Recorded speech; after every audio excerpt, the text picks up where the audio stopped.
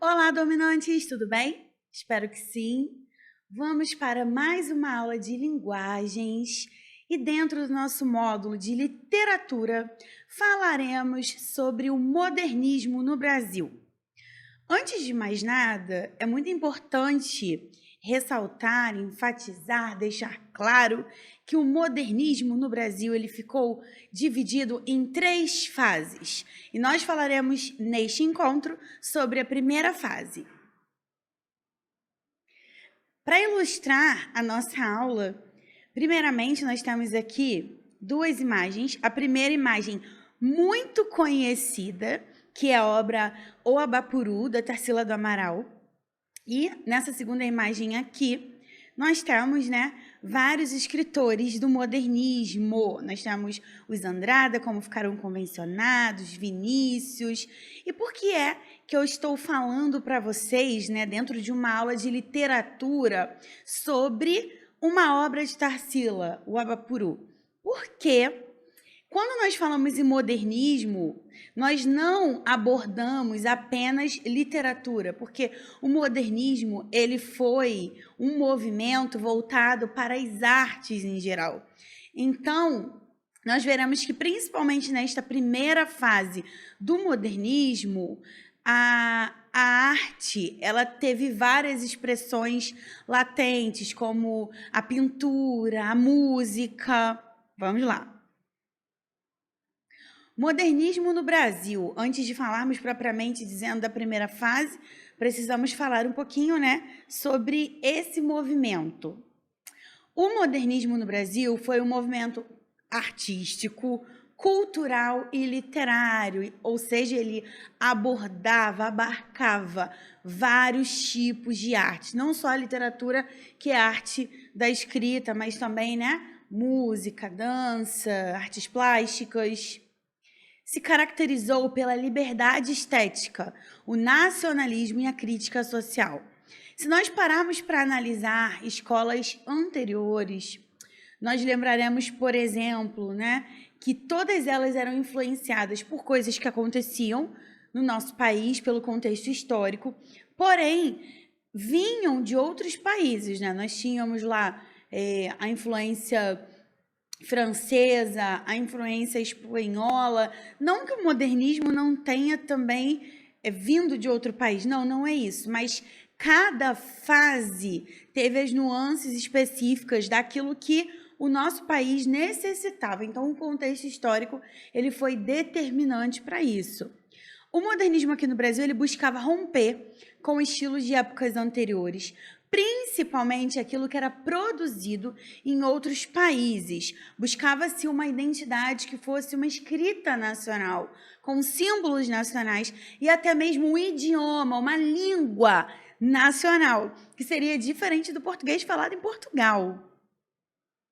No país, o cenário era de insatisfação, pois muitas pessoas consideravam a política, a economia e a cultura estagnadas. Parte disso estava relacionado com o modelo político vigente, baseado na política do café com leite, que com certeza, como nós já vimos em história, era o governo Minas-São Paulo. Foi nesse cenário de incertezas que um grupo de artistas empenhados em propor uma renovação estética na arte apresentam um novo olhar, um olhar mais libertário, contrário ao tradicionalismo e ao rigor estético. Então, o que esse grupo de artistas buscava? Uma liberdade para a criação, deixando para trás, por exemplo, os moldes parnasianos, deixando para trás aquilo que era produzido majoritariamente em outros lugares do mundo e buscando realmente a construção de uma cultura. Basicamente, os modernistas, sobretudo da primeira geração, eles queriam causar, eles queriam romper. A palavra de ordem era desordem. No Brasil, o modernismo apresentou, então, 3 fases. Primeira fase do modernismo, que é o tema desta aula. A primeira geração modernista, ou primeira fase do modernismo no Brasil, ela é chamada de fase heróica, justamente por ser aquela fase que desbravou o que era produzido até então. E se estende de 1922 até 1930. Vamos pensar, o que aconteceu mesmo em 1922? Pensa um pouquinho, 1922, 22, Semana de Arte Moderna, exatamente. Então, a primeira fase do modernismo, ela se estende de 1922 a mais ou menos 1930. Lembrando que não é, né, gente? Uma fase acaba 31 de dezembro, 1º de janeiro começa outra. Não, nós não tínhamos esse marco temporal aí tão expressivo, tão limitado. A Semana de Arte Moderna de 22 foi, sem dúvida, um marco inicial da estética moderna no Brasil. Óbvio que os artistas, eles trouxeram também tendências de outros países, eles viajavam, eles conheciam artistas de outros países também, eles iam para fora do nosso país para poder estudar, para poder aprimorar as suas técnicas. Então, a Semana de Arte Moderna de 22, ela foi, assim, o auge da produção que foi feita naquele período. Esse evento, ocorrido em São Paulo, no Teatro Municipal, durante os dias 11 a 18 de fevereiro de 1922, representou uma ruptura com os padrões artísticos tradicionais. A semana reuniu apresentações de dança, música, exposições, recitação de poesias. Ela chocou grande parte da população brasileira por estar avessa ao tradicionalismo vigente, estabelecendo assim novos paradigmas de arte. É muito interessante porque as principais autoridades, né, em pesquisa literária no Brasil dizem que a Semana de Arte Moderna ela era um assunto proibido nas casas de família. As moças não podiam ouvir sobre esse assunto, porque, afinal de contas, era algo perturbador, escarnecedor. Então, pessoas de boa família e pessoas de uma boa índole não queriam saber sobre esse assunto. Então, realmente, tentaram marginalizar o movimento dentro do âmbito literário. Os artistas envolvidos tinham como principal intuito apresentar uma estética inovadora, pautada nas vanguardas artísticas europeias, como cubismo, futurismo, expressionismo, dadaísmo, surrealismo, entre outras, né? Essas são as principais, iniciadas a partir do final do século XX. Então, essa liberdade artística e estética que era empregada nessas vanguardas, né, que são conhecidas como vanguardas europeias, foram também empregadas aí nessa primeira fase do modernismo aqui no Brasil, né? A partir da Semana de Arte Moderna de 22. Os artistas modernistas que merecem destaque nessa primeira fase fizeram parte do chamado Grupo dos Cinco. Grupo dos Cinco, que eram 5 pessoas, né, gente? Esse grupo esteve composto pelos artistas, aqui a gente tem o nome desse Grupo dos 5, que foram, assim, pessoas muito importantes, figuras muito importantes, principalmente nesse contexto de 22. Mário de Andrade, Oswald de Andrade, né, que são conhecidos como Os Andradas, que são até tema de samba enredo de várias escolas de samba, de vários também sambas tradicionais que falam sobre a história, né, do Brasil. Menotti Delpitia, Tarsila do Amaral, aqui a gente tem Tarsila nas artes, Anita Malfatti também. Uma importante característica desse período de afirmação nacional foi a disseminação de diversos grupos e manifestos. Além disso, a publicação de algumas revistas, né, acabou auxiliando na divulgação dos ideais modernos. Então, o que era feito? As primeiras revistas, elas começaram a circular, revistas que falavam de arte, de literatura, e elas eram todas organizadas para romper também com os paradigmas até então existentes. Uma revista bastante famosa foi a Claxon, por exemplo, né, que Claxon era a buzina, né, do trem, né, na verdade, de uma espécie de bonde que vinha fazendo, né, uma bagunça, um barulho. Então, o nome da revista era justamente esse, para poder mostrar, oi, a gente está fazendo barulho. E aí, algumas revistas já levavam o tom, né, bem reverente às suas publicações, dividiam as publicações em dentições, faziam entre propagandas reais, como por exemplo da Lacta, né, faziam também propagandas imaginárias, fictícias, como uma fábrica de produção de sonetos, para criticar o parnasianismo. Então tinha todo um tom, né, de deboche, de ironia, e a inovação literária também, que esses modernistas da primeira fase buscavam. Dos grupos modernistas, nós temos alguns que tiveram destaque. Como eles mostravam também a sua arte através da escrita? Por meio dos manifestos. Eles escreviam manifestos defendendo as suas ideias. E houve até uma treta aí, gente, uma briga, que a gente vai falar um pouquinho sobre. O primeiro deles, né, foi o Manifesto Pau-Brasil. No Manifesto Pau-Brasil é enaltecida uma cultura brasileira, porém, sem desqualificar totalmente, né, aquilo que vem de fora. Então, a ideia era justamente trazer o que tem lá fora e extrair o melhor, como se fosse realmente uma forma de ruminação. Vamos ruminar isso aqui? Vamos pegar o que tem de melhor e jogar o restante fora? É mais ou menos isso. O segundo, que foi o verde amarelismo ou escola da ANTA, ele fez oposição ao pessoal do Manifesto Pau-Brasil. Foi mais ou menos assim. Ah, como assim? Você quer, então, fazer uma literatura genuinamente brasileira, mas uma literatura gourmet, certo? Porque você vai pegar, então, os pontos principais de outras literaturas e manter. Nossa, que almofadinha! Começou uma confusão generalizada, vocês não têm noção. E aí, o pessoal do Pau-Brasil respondeu já com o movimento antropofágico. Gente, como eu falei com vocês, a questão do ruminar, do tirar, né, a melhor parte, começou toda uma guerra, né? Um incitava de um lado e dizia que a ANTA é o nosso referencial. O outro olhava e falava assim, olha só, vocês estão sendo muito hipócritas. E aí, um dos temas mais discutidos, que ficou até como um lema dessa guerra toda, foi to be or not to be?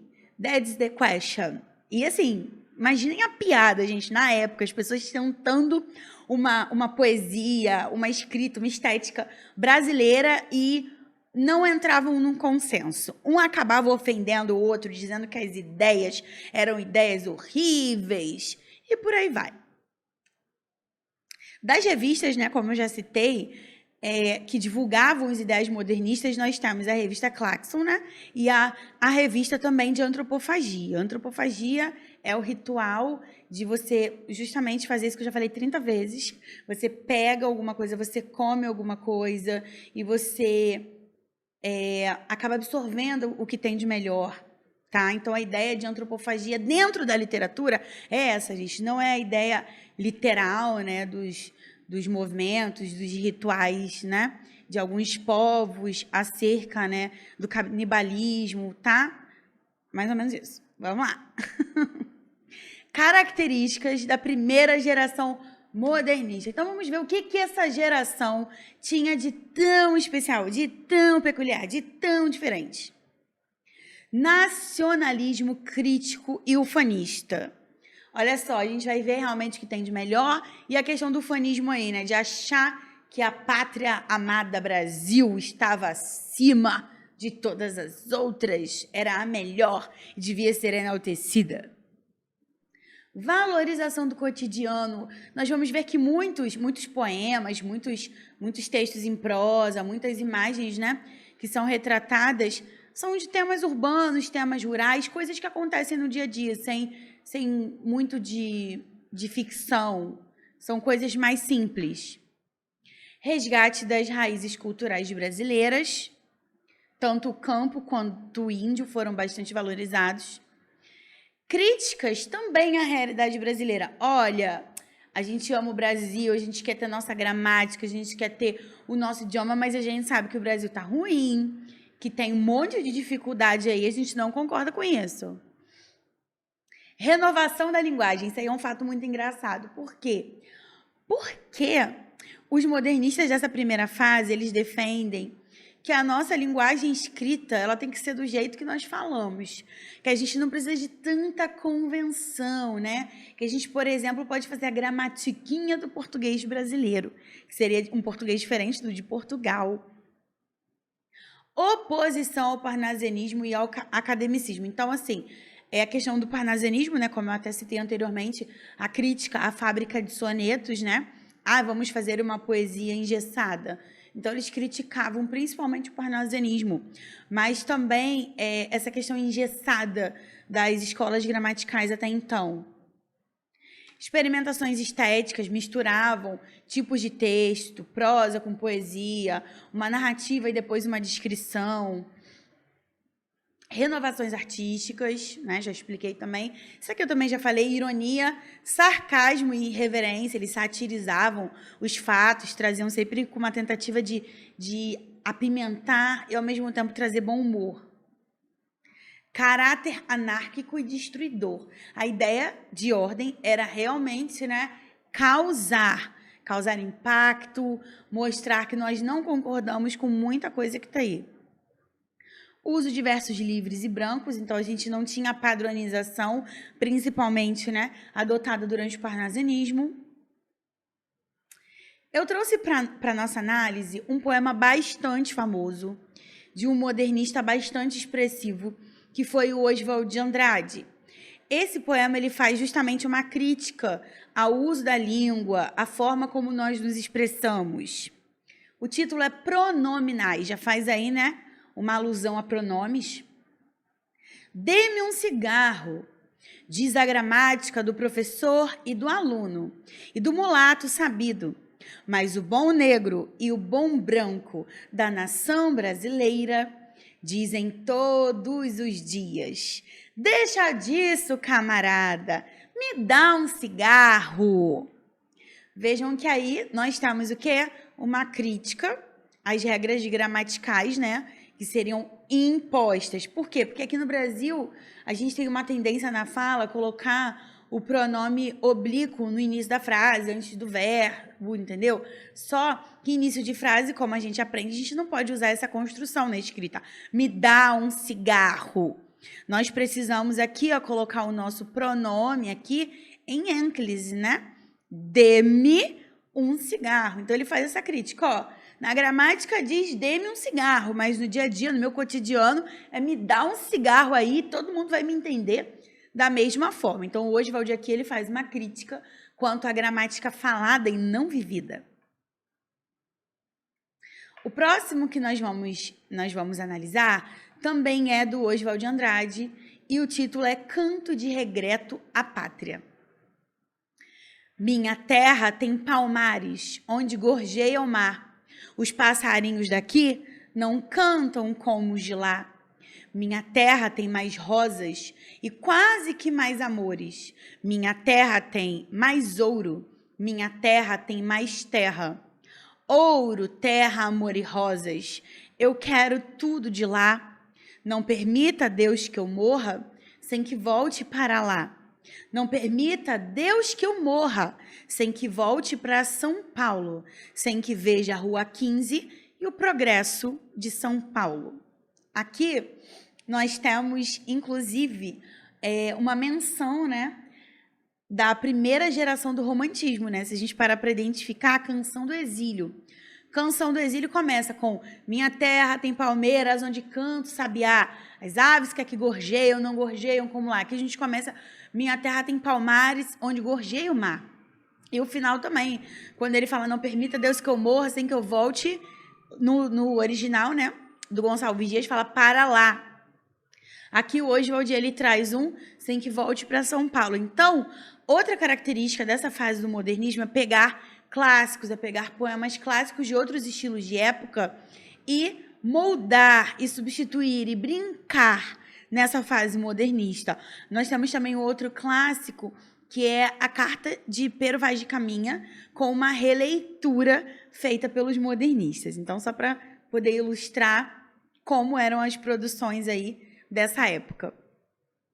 Eu espero que essa aula tenha sido bastante útil para vocês, que vocês tenham compreendido que o modernismo ele foi realmente um movimento de ruptura com as estéticas que antes eram praticadas aqui no Brasil e que ele foi dividido em 3 fases, sendo a primeira delas a fase heróica, aquela para desbravar, para escandalizar, para romper, mas também para buscar uma identidade literária e artística em geral que fosse genuinamente brasileira.